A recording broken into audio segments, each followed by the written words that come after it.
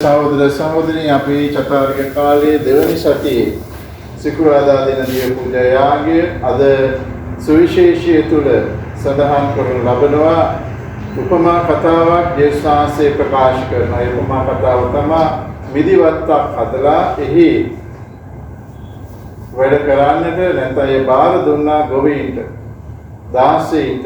ඊට පස්සේ මේ මිදිවත්තෙන් පළදාව ගන්නට ඒ ගොයමේ අයිතිකරුවා මිදිවත්තේ අයිතිකරුවා එක 16න් යවනවා. ඒතකොට මේ වැඩ කරපු අය මිදිවත්තේ මේ අය පළදාව ගන්නට එනකොට ඒ අයව එක එක්කෙනා තලනවා, එක එක්කෙනාට පහර ගහනවා, එක එක්කෙනාව මරනවා. මේ වගේ ඒ ගොවීන්ව විනාශ කරනු ලබනවා. ඒතකොට බයිබලයේ උපමා කතාවේ සඳහන් කරනු ලබනවා අයිතිකරුවා පෙරටත් වඩා කට්ටිය යවනවා. මේ පළදාව ගන්නට මිදිවත්තේ ඒතකොට පළදාව ගන්නට යනකොට ඒ අයට අර කලින් කරපු දේම මේ මිනිස්සු කරනවා. ඒතකොට මිදිවත්තේ අයිතිකාරයා හිතනවා මම සේවකයන් යවුවහම මේ අය මෙහෙම සරකනවා නම් මගේ පුතාව යවන. ඒකට උන් බය වෙලා හරි මගේ කොටස ගන්නට පුළුවන්. ඒතකොට මේ පුත්‍රයාව යවනකොට ඒ මිනිස්සු මේ පුත්‍රයාව දැකලා මෙන්න අයිතිකාරයා. ඔහු අපි මරා දමමු කියලා මිදිවත්තෙන් පිටුපිට ගිහිල්ලා මරනවා.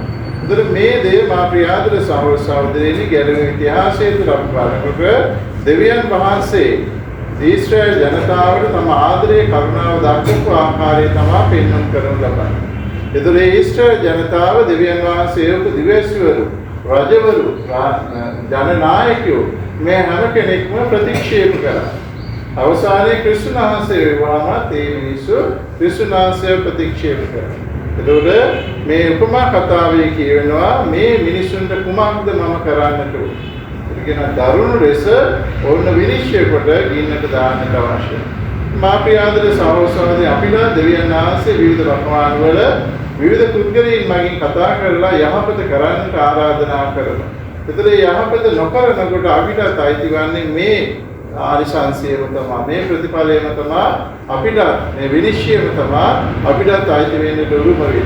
නිසා අද පළවෙනි කියවීම තුළ මතක් කරලා දෙනවා ජෝසප්ගේ පුත්‍රයෝ ගැන.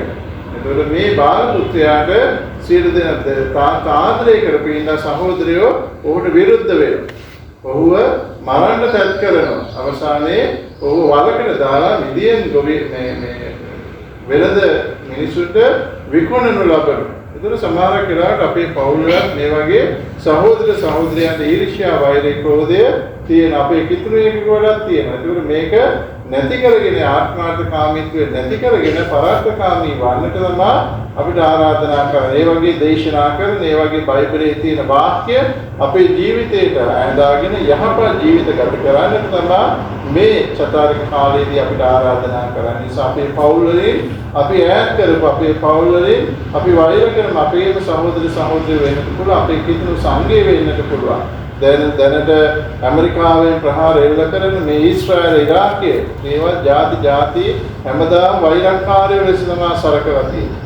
ඒතර මේ චතුරාර්ය කාලයේ ඔවුන්ගේ සිත් තුළ මනස්සාපනය, අපගේ සිත් තුළත් මනස්සාපනයක් ඇති කරගෙන සහෝදරත්වයේ ජීවත් වෙන්නේ වාග්ය හැකියාව අප සියලු දෙනාටම ලබා දෙන්නට කියලා අපි ඉදර යාඥා කරමු.